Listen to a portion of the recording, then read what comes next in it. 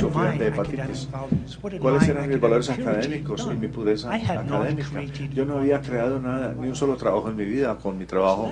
Entonces, eso fue un cambio para mí, porque eso me hizo empezar a pensar que quizás yo debía pensar del mundo de la ciencia en una forma, con un alcance mayor del que había pensado antes. Entonces, pensando acerca de construir crecimiento económico, ¿por qué uno se preocupa por eso? Una de las cosas que verdaderamente es importante para la humanidad es crear empleos. Así es como podemos darle dignidad a las personas. Y si miran estas imágenes, se encuentran que esto es de Gran Bretaña, encuentras que el crecimiento de empleos está bajando y continúa cayendo hasta que el Producto Interno Bruto sube siquiera por encima de un 2%. Eso es más o menos lo que pasa en América ahora. Tienes que tener un 2% de incremento al año para poder crear empleos en cualquier país. ¿Qué afecta el Producto Bruto Interno? ¿Cómo podemos impactar el Producto Interno Bruto? ¿Cómo podemos involucrar universidades en la creación de empleos? Bueno, hoy en día yo creo que se entiende por todo el mundo que la manera como usted crea empleos, como usted crea crecimiento en la economía es por innovación, no por manufactura, sino por innovación, creatividad, haciendo que sus ideas creativas se conviertan en negocios. Entonces su universidad puede jugar un papel en esto. Si ustedes regresan a mirar a mi próxima universidad, la Universidad de California, en realidad tenemos 3 metas. Es investigar, entrenar muy bien y servicio público. No muchos miembros del profesorado leen la misión de nuestra universidad, pero si lo hace, dice explícitamente que la Universidad de California traduce descubrimientos científicos en conocimiento práctico para beneficiar a California. Estos de nosotros que hemos estado en las universidades, sabemos que los profesores solo se interesan sobre investigación y enseñanza, y ellos no hacen lo que hace el doctor Stoddard, que es servicio público, pero las personas a quienes les importa esto es los que pagan los impuestos, los que ponen el dinero en el sistema. ¿Puedo?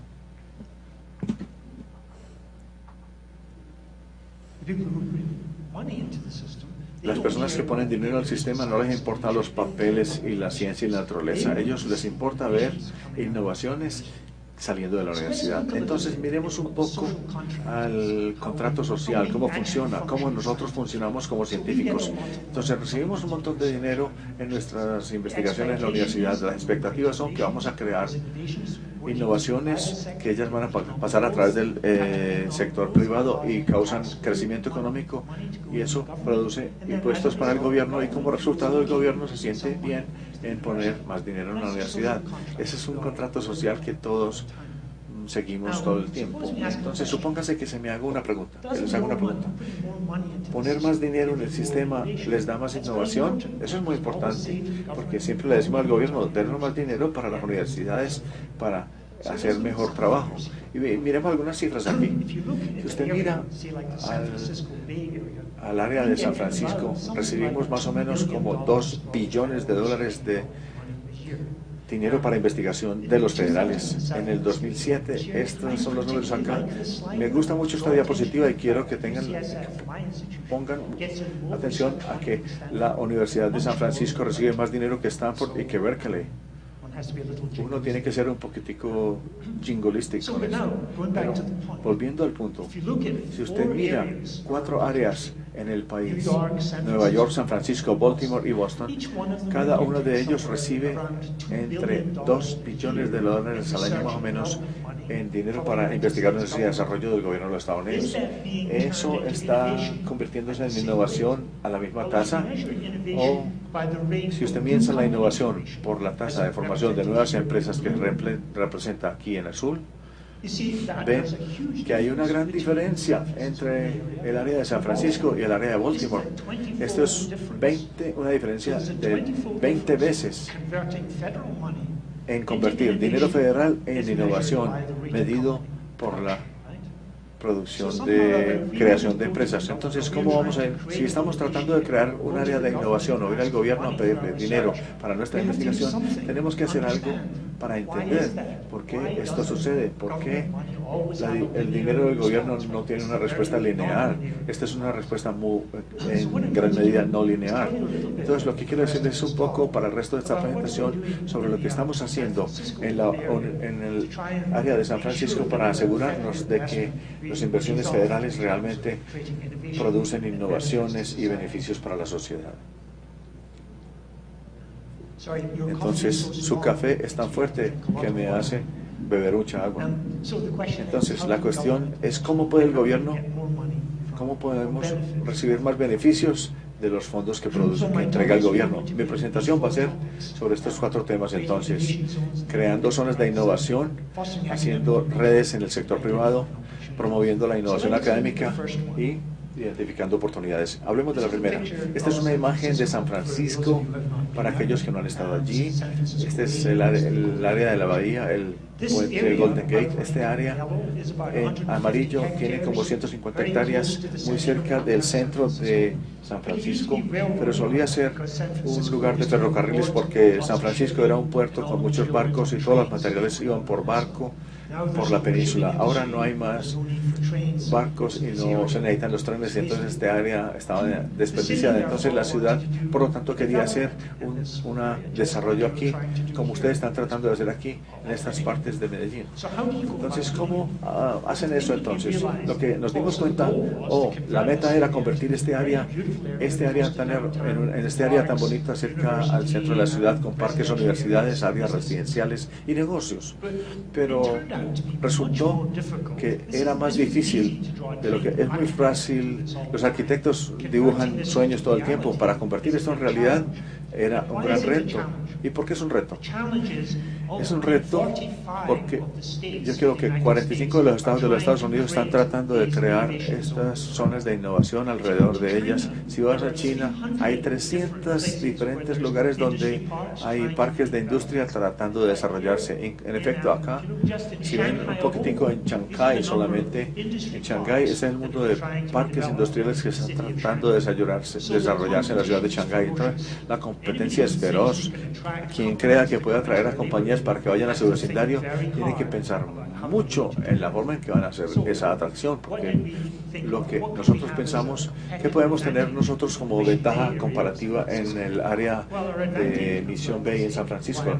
La ventaja, mientras estoy aquí, me encanta decir que contratamos la Universidad de California de San Francisco, que es la segunda más grande recipiente de fondos del Instituto Nacional de Salud, y tendemos a ser muy prolíficos en generar respuestas de biotecnología. Entonces, lo que hicimos es que pudimos actuar como extensión de la Universidad de California de San Francisco y construir $1 billón en laboratorios de investigación. Y con este monto, la ciudad dijo: le vamos a dar este pedazo de tierra de 20 hectáreas gratis a la universidad de la ciudad, con la esperanza de que atraigan a la universidad a esta parte del país, de la ciudad. Entonces, la meta era usar la universidad para atraer a la industria.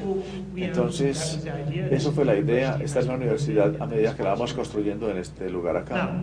Ahora, hay un pequeño problema. Esta imagen es como 3 años de vieja. La construimos. Todos estos laboratorios de la universidad, donde están las compañías, no vinieron a construir al lado de nosotros. Entonces, no fue suficiente que dijéramos que íbamos a poner una universidad de alta calidad acá y las compañías vendrían. Algo faltaba. Entonces, ¿qué era lo que faltaba acá? Eso me trae al segundo punto.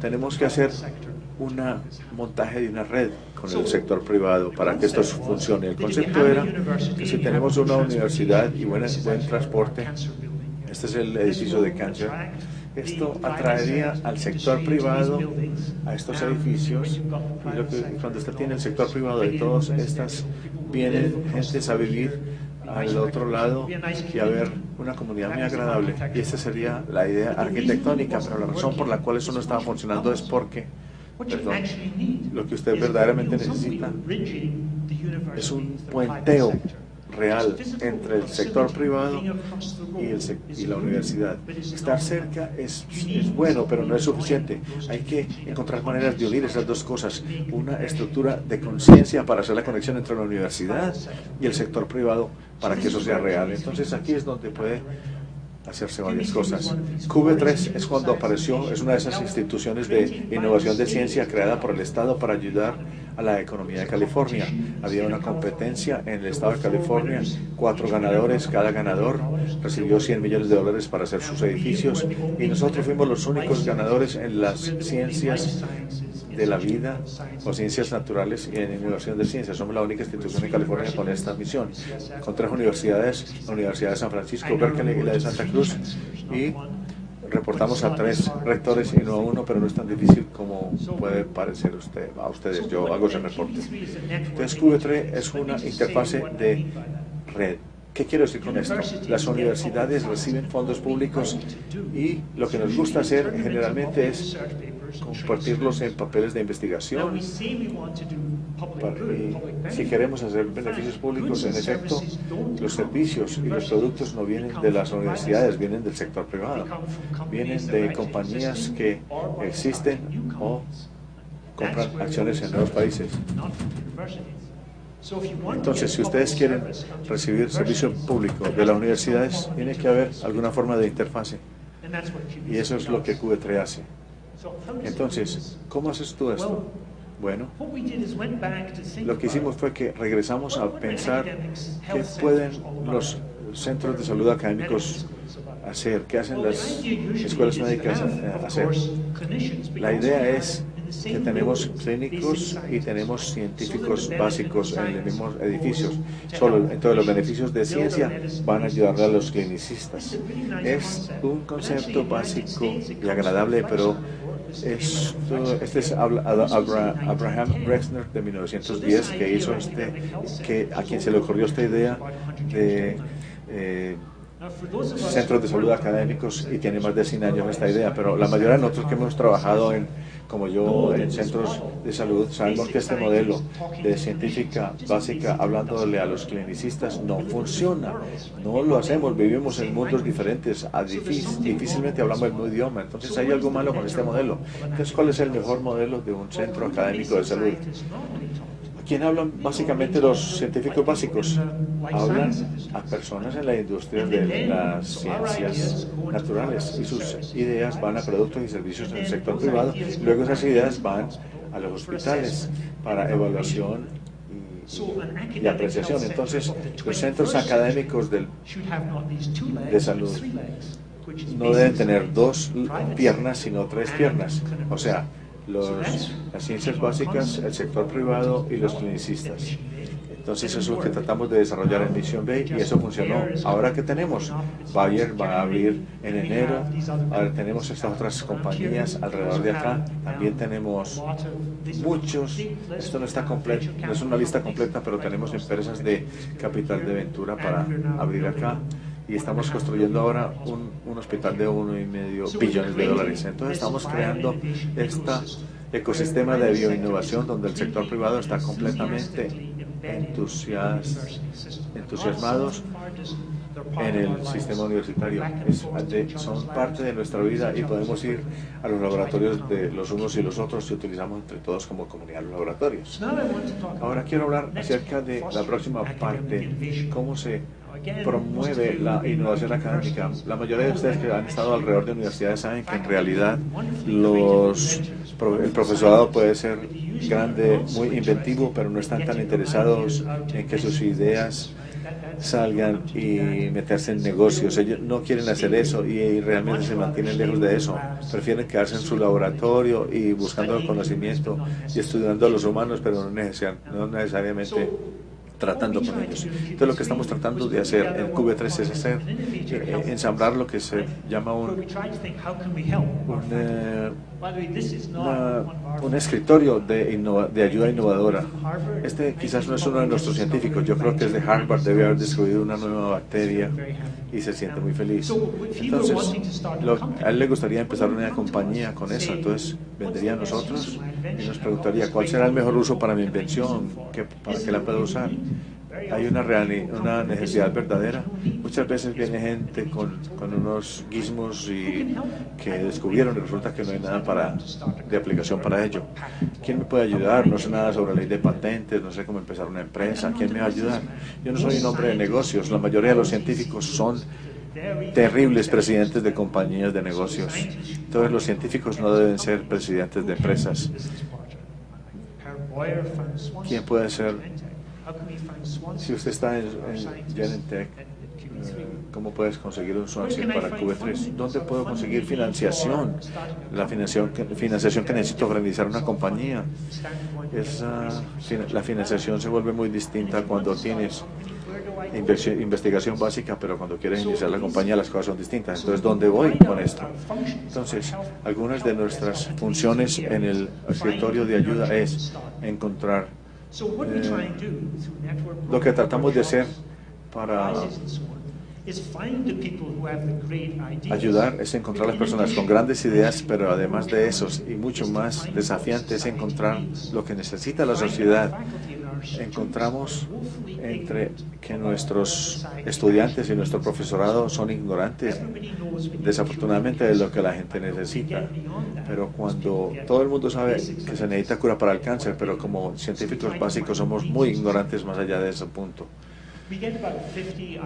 Recibimos unas 50 ideas en 200 laboratorios de investigación y de ellas tomamos 10 o 12 y las alimentamos, conseguimos capital semilla, averiguamos si hay mercado para ello, hacemos cursos de empresarismo para que los profesores sepan cómo funciona los negocios. Y estas dos unidades se unen en red con otros compañías existentes. Aquí, por ejemplo, hay un agrego con Pfizer para trabajar con ciertos proyectos de salud, etcétera. Pero esto nos permite interactuar con compañías que existen. Ahora, el proceso de trabajar con compañías que existen y el proyecto de iniciar compañías no se sobreimponen. Y hay distintas habilidades de los que tienen que iniciar una empresa y los que ya existen. Entonces trabajamos con compañías de capital de aventura, abogados y administradores. Primero tratamos de buscar un lugar para que ellos trabajen y también tratamos de encontrar maneras creativas de financiar su investigación. Estas son dos áreas relativamente nuevas de trabajo. Entonces, primero, en nuestro edificio teníamos estos nuevos laboratorios que eran muy pequeños, 2.500 pies cuadrados, como 250 metros cuadrados, sin ventanas, feos, y ningún miembro del profesorado quería estar ahí. Entonces quisimos utilizarlos como una incubadora de negocios, pero con una diferencia. La ideal era que cuando la gente empieza una empresa, empiezan con la tarjeta de crédito, no tienen plata y usan los fondos de retiro de su abuela. Tienen muy poquito dinero, tienen que usar pequeñas cantidades para rentar espacio. Entonces ellos lo que pueden hacer es salirse de la universidad, dice, a donde la tierra es muy barata y ocupar espacio de arriendo muy barato y estás ahí lejos de la universidad. Entonces lo que decidimos hacer fue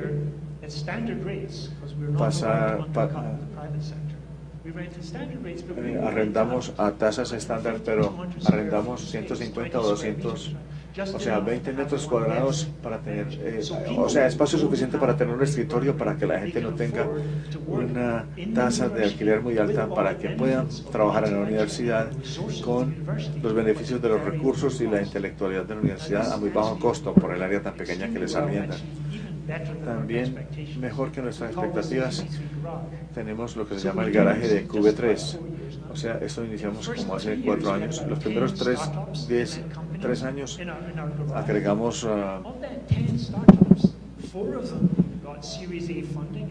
unos startups en los garajes y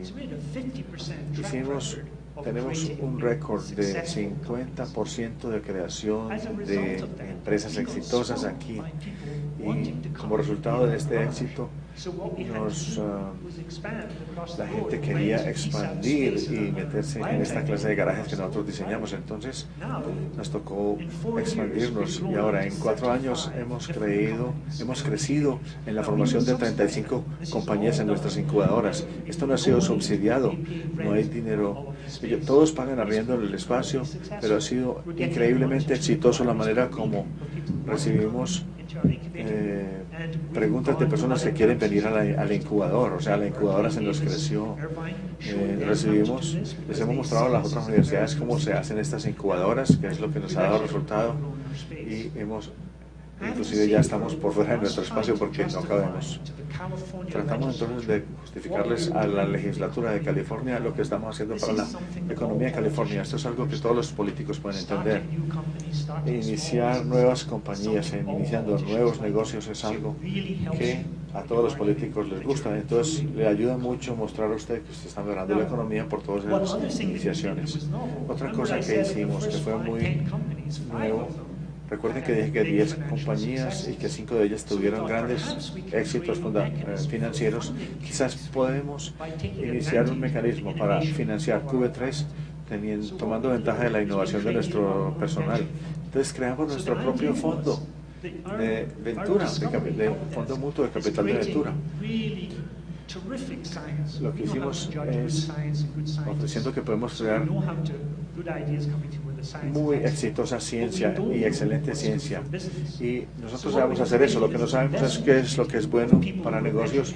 Entonces hicimos un comité de inversiones con personas con capital de inversión por fuera de la empresa que les dan el tiempo gratis a la universidad y nos muestran cuáles creen ustedes que son los planes que tienen más probabilidad de hacer dinero o tienen sentido económico. Y con estas cosas que nosotros reunimos por ahí 4 por año, creamos este fondo que se llama el Fondo de Capital Mission Bay, así se llama el fondo, y con esto traemos dinero para invertir en QV3, para utilizar esta novedosa forma de financiarnos nosotros mismos.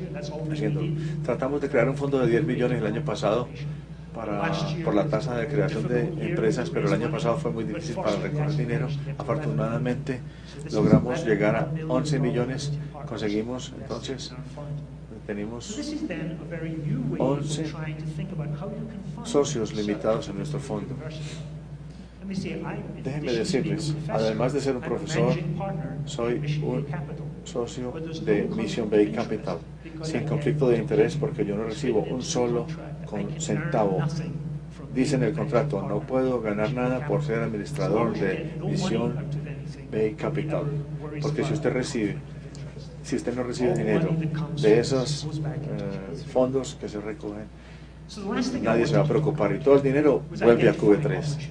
Otro es cómo identificar oportunidades. Otro punto. Aquí es donde usted entra en la ciencia. Es ok tener el dinero, el espacio, etcétera, pero usted tiene que reconocer cuáles son las verdaderas áreas que aparecen, que son buenas para invertir, para estimular la economía. Entonces quiero mirar a 4 distintas clases de oportunidades y darles ejemplos de cada uno de ellos. Uno de ellos es tratar problemas de gran escala. En la literatura los llaman los problemas malignos, difíciles de resolver, casi imposibles de resolver, porque requieren grupos de personas trabajando juntos que no lo hacen normalmente. Y voy a mostrarles un ejemplo de un problema, de esos malos problemas o malignos y cómo la universidad se las arregló para resolver los problemas. ¿Qué es un problema maligno? Producción de biodiesel, de biocombustible. Porque es un gran problema, porque si usted está tratando de hacer biocombustible, usted necesita saber la biología de la molécula, tiene que convertir el azúcar a una forma de combustible, y tienes toda la agricultura, la biomasa para crecer, para crear, agua para ello, cómo es la refinería, y un montón de ingenieros químicos. Luego hay que tratar el transporte de la biomasa, el transporte del combustible, cuál es la política que involucra en el área esto, cuál es la sensitividad social. Muchas personas, como Dr. Stoddard, contra esas plantas nucleares, a muchas personas no les gusta tampoco biocombustibles, entonces hay que tratar con las sensitividades o sensibilidades. Entonces se consigue un rango de experiencia en todo esto: agricultura, antropología, ingeniería química, política, sociología, en las universidades. Las universidades tienen esas cosas y son quizás la única institución en el mundo que tiene el rango de conocimiento que sirve para resolver problemas malignos. Entonces, en este caso, QV3 en Berkeley creó el Instituto de Biociencia en Energía. Entonces, ¿qué hicieron? Lo que hicieron fue tomar la idea en el campus de Berkeley, donde habían todas las habilidades para resolver los problemas, y lo que se requería era que QB3 uniera en red a todas estas personas para que produjeran una propuesta para someterle a BP, British Petroleum, suministrando 50 millones de dólares por año en 10 años, o sea, una concesión de 500 millones, que es la más grande en la historia para la universidad. Si podemos trabajar alrededor de fronteras departamentales, podemos reconocer los problemas y producir respuestas y soluciones a ello. Esto fue muy único y no teníamos ninguna ventaja sobre ninguna organización. Déjenme hablar un poco acerca de adaptar nuevas tecnologías. Adoptar nuevas tecnologías. Escuchamos esta mañana mucho sobre bacterias y los valores de bacterias para entender biología y todo eso, pero el nuevo campo sobre la bioingeniería celular está explotando por todo el mundo, y es tratar de conseguir bacterias y hongos para que hagan cosas que no hacen normalmente, pero que nos gustaría que hicieran. Es un cambio de mente muy importante, o de actitud. Los que somos biólogos queremos saber cómo es la biología, cómo actúan verdaderamente las células. Queremos saber qué es lo que pensaba Dios cuando hizo todas estas asombrosas selección de flora y fauna. A los ingenieros no les importa cómo hizo Dios al mundo. Ellos quieren hacer algo que funcione robustamente, confiablemente y barato, y que lo puedan controlar. Entonces no les importa si lo entienden, siempre y cuando funciona. Entender a través de la teoría de flujo de aire sobre un ala para diseñar un avión, por ejemplo. O sea, no es en esa misma forma. Entonces, los biólogos están tratando de utilizar biología, especialmente de microorganismos, el área de energía, producción de drogas, textiles y terapéutica. Esos son cambios, estos son áreas importantes para considerar, porque en países como Colombia no hay forma de que ustedes puedan competir con la industria farmacéutica. Ellos han estado en Europa y en los Estados Unidos por décadas ahora. Ellos tienen el mercado cogido, empezaron otra industria farmacéutica, es un gran reto, pero este es un nuevo campo de evolución, un campo en el que ustedes pueden mirar para, si quieren construir tipo de tecnología basada en Colombia. Entonces déjenme mostrarles algunas de las cosas que se pueden hacer con esto. Conversión de biomasa. Esto, claro, debió haberles dicho antes. Lo que usted no puede leer acá, pero lo puse en Cuando yo estaba en Malasia el fin de semana pasado, ellos toman la biomasa, que es el producto que viene de levantar árboles de aceite de palma, y lo queman. O sea, al quemar toda esa biomasa es como carbón, y carbón vale $50 por toneladas, pero si ustedes convierten toda esa biomasa en azúcar y la convierten, vale a $500 la tonelada. Y ahora, si lo convierten en combustible, ya tienes $5,000 por tonelada. Entonces, si convierten bien sus materiales, tiene sentido económicamente convertir la biomasa en objetos, en cuestiones más caras. Uno de los problemas se trata de desdoblar la celulosa, y lo que estamos haciendo es crear bacteria que puede secretar la celulosa. La bacteria es muy barata, mezclas la bacteria con la biomasa y de pronto se la convierte en celulosa.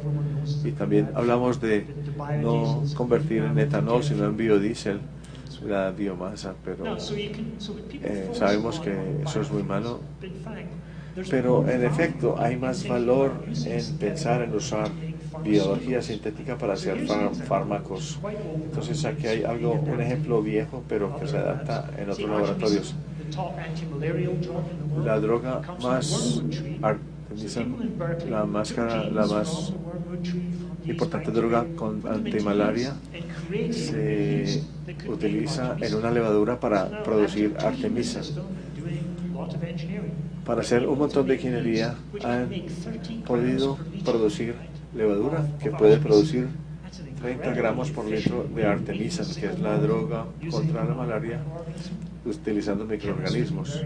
los químicos serían muy afortunados de lograr algo así. Entonces, lo que esto produce es que ahora el costo de producir artemisinin de levadura es una décima parte del costo de extraerlo de los árboles. Entonces, tenemos un valor agregado tratando de crear drogas de bacteria. Entonces, si puedes convertir entonces esto, que lo hice acá, en dólares por toneladas, el artemisinin vale $100,000 por tonelada.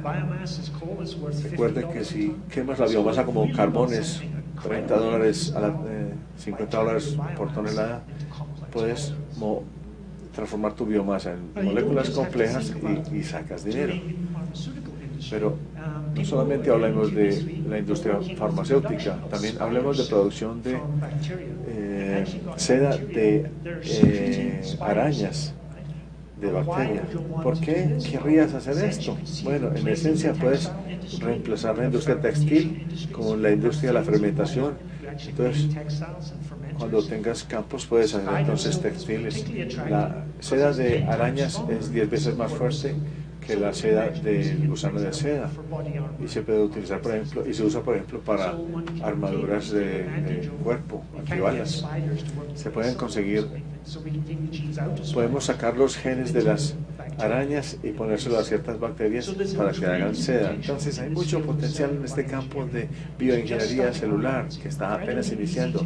Es increíblemente fácil de hacer. Todo lo que necesitas es un fermentador y cualquier país que pueda hacer cerveza tiene un fermentador, cualquiera puede hacerlo, y hay gran potencial para crecimiento en los países en desarrollo en este campo. Sí. La penúltima cosa que quiero mencionar es reconocer los mercados locales. Es muy importante. Si algunas veces voy a Vietnam y les digo sobre a los centros de biotecnología de Hanoi, y lo que están haciendo es poniendo un montón de plata en las terapias de células madre humanas, y ellos han hecho unas máquinas de muchos cientos de millones de dólares que no tienen sentido para hacer cosas que no producen nada, porque los max specs o biomarkers y las terapias de células madre están a décadas de producir beneficios, y no sabemos qué hacen estas personas en un país subdesarrollado con ello. Pero tenemos que saber entonces qué es la necesidad local de un país, no lo que es la moda en los Estados Unidos en el momento, sino lo que se aplique para el país. Entonces déjenme mostrarle un ejemplo que está muy cercano a mi corazón, porque es un ejemplo de Chile de un amigo mío. No he estado en Colombia tanto, puede que haya ejemplos de Colombia, pero voy a usar uno de Chile. El punto clave, si quieres hacer que la biotecnología arranque, es identificar una necesidad local, pero lo que es inclusive mejor, si puedes encontrar una superestrella local. El grupo con el que me involucro a discutir varios estados de los Estados Unidos, cómo podemos estimular la economía, uno de los factores que la gente enfoca es en superestrellas. No es dinero, no es mecanismos de financiación, es personas. Si usted puede hacer que las superestrellas vengan a su estado y a su vecindario, eso es lo que hace que su economía arranque, la gente. Entonces, una de estas superestrellas es una compañía a la que entró Christian Bartier, Bill Rotter en Peno, y Pablo Valenzuela, que es uno de los fundadores y es de Chile.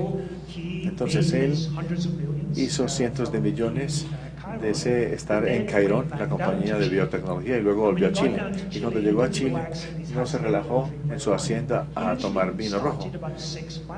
Él inició 6 compañías de biotecnología en Chile y las empezó ilustrativamente. Lo que hizo fue mirar a la economía de Chile y dijo, ¿qué es lo que más necesitamos acá? Ganamos grandes partes de dinero en minería, en frutas, en cuestiones forestales. ¿Cómo puedo usar biotecnología para agregar valor a esas industrias que tenemos en Chile? ¿Ok? Entonces, la minería de cobre, por ejemplo, me llama la atención porque en Chile, durante el mundo, en efecto, como el 10% del cobre se extrae por medio de una bacteria. Tomas este montón de material de cobre, le pones un extracto de bacteria encima, ellos pasan por el material y disuelven el sulfito de cobre, lavas la bacteria y sacas el cobre que queda ahí. Es una gran, agradable forma de sacar el cobre y es amistoso con el ambiente, usas menos energía, puedes utilizar material de cobre con menos contenido de cobre y ellos lo sacan. Y resulta que nadie lo había hecho en biología molecular, nadie había hecho la biología molecular de la extracción de cobre en esas bacterias. Entonces eso parecía lo más correcto para hacer purificarlas, secuenciarlas y seleccionar bacterias que pueden trabajar en distintos pHs y ser más eficientes para extraer cobre. Entonces, mirando a los requisitos de un problema de Chile y produciendo una solución específica para Chile. De manera similar con los salmones, había mucha acuacultura, estaban perdiendo millones de dólares al año porque las bacterias mataban los salmones. Entonces lo que Pablo hizo, iniciando otra compañía, creando bacterias con tecnologías muy simples, pero luego se pusieron a vacunar a los peces. Los que iniciaron vacunando, la vacuna fue tan exitosa que se la compró Novartis y le está mercadeando Novartis. Y finalmente mira la industria del vino en Chile. Un problema era hongos que estaba creando, una compañía estaba tratando con fungicidas para atacar este hongo en particular que atacaba las uvas en Chile, y la mayor de la parte de la tierra allí no es muy buena, tiene demasiada sal, por ejemplo. Entonces lo que hicieron fue seleccionar la planta que podía crecer en 250 mililitros de cloruro de sodio. Esta es una planta que se adaptó para crecer en cloruro de sodio. Entonces, esto es muy apropiado para el mercado chileno y él lo adaptó. Entonces, mi último tópico es la innovación en reversa. ¿Qué significa esto? Si han estado leyendo reversas un poco sobre El Economista, por ejemplo, recientemente argumentan que el modelo de innovación en el mundo está cambiando, que el viejo modelo era que los países ricos, Estados Unidos, Europa, sacaban una innovación y ella se llevaba a los países manufactureros que eran countries pero que no innovaban ellos mismos. Entonces el argumento ahora de la reversa de la innovación es que esos tiempos se acabaron. Los países que eran pobres ya no tenían tanto dinero, pero tienen incentivos para innovar en otra forma, que es crear algo que es tan barato que se pueda utilizar en sus países y por lo tanto reducir lo que está pasando en los países ricos. Por ejemplo, el nanocarro que lo está la industria Tata en India por $3,000. Ninguna compañía de carros de América puede hacer un carro de $3,000. Esta innovación en reversa está mostrando que se hace un producto que usted puede eventualmente traer al mercado de las personas ricas. Entonces, innovación en reversa nos ayuda a hacer cosas que no funcionan en el mercado americano porque hay tanto dinero, pero son formas apropiadas de pensar. Ejemplo, hay dos ejemplos de esto, que son dos compañías que recientemente llegaron a nuestro fondo de aventura y no logramos conseguirles financiación. Una se llama Sirius, que desarrolla esta asombrosa técnica que toma un paciente, identifica dónde está el cáncer y lo trata mientras el paciente está en la mesa. No lo diagnostica y lo trata después, sino que lo diagnostica y lo trata inmediatamente. Lo que es más, este tratamiento utiliza rayos de X de baja energía. La ventaja de esto es que usted no tiene que poner grandes escudos alrededor de su edificio como con los aceleradores convencionales o los rayos gamma. Entonces usted puede imaginar este artefacto en todos los lugares del mundo que pueden dar tratamientos de cáncer a una centésima parte del precio que se haría con las rayos gamma americanos y tecnologías de CAT scan o de scanning. Ellos fueron a Siemens, no querían desarrollarlos porque ellos están vendiendo estas máquinas muy caras. Entonces aquí hay una oportunidad. Está la persona con la patente, las ideas que quieren que el negocio inicie. Hay un gran mercado en el mundo, simplemente no lo pueden hacer en Estados Unidos por la economía. Entonces es algo que son tecnologías que pueden solucionar las necesidades de las naciones pobres, y todavía se puede hacer dinero haciéndolo. Voy a darle otro ejemplo. y voy a terminar. Algunos estudiantes de posgrado en Berkeley hicieron un artefacto que es muy asombroso. Puede tomar una gota de sangre, ponerlo aquí en este espacio y en 4 minutos va a analizar 6 marcadores, 6 proteínas en su sangre, por ejemplo, y le da los resultados cuantitativamente en una pequeña pantalla acá. Y si quiere, quiere que su artefacto hable con otro PDF. La clave es que estas personas desde el comienzo tomaron ventaja de los asombrosos descubrimientos en tecnología, y este artefacto vale 1,25 hacerlo. A pesar de todos los circuitos y sensores, vale 1,25. Entonces pueden imaginarse tener artefactos de diagnóstico de la farmacia para hacerse pruebas usted mismo y que usted pueda botarlos, disponer de ellos. Es ventajoso cuando usted tiene hepatitis o dengue o enfermedades transmitidas sexualmente. Todos hay mercados grandes para esto. No hay mercado para los Estados Unidos que podamos ver, es porque las agencias regulatorias de Estados Unidos lo hacen casi imposible que las personas se diagnostiquen en sí mismas. Esto solamente puede estar diagnosticado por un doctor especializado, entonces estas cosas no se pueden mercadear allá. O los puede vender en el mercado, pero le dicen, no puedes encontrar otro país que tenga reglas tan estúpidas y que no se puedan llevar algo tan valioso al mercado. Estos son ejemplos de innovación en reversa que tienen que estar observando si quieren desarrollar una presencia biotecnológica muy fuerte en países como Colombia. Entonces déjenme terminar diciendo que he discutido estas 4 áreas, cómo se pueden crear zonas de innovación en las universidades, que eso no es suficiente, hay que crear una red interactiva como QV3. A propósito, esa idea ahora está regada por todos los Estados Unidos. Todos tratan de tener interfaces entre universidades e industrias en todos los estados principales, tratando de estimular la innovación académica para haciéndolo fácil para los científicos académicos para traer sus descubrimientos al mundo, y finalmente identificando oportunidades apropiadas. Ese es el fin de mi presentación. Todavía no he creado 3.000 empleos, pero todavía tengo la esperanza. Gracias.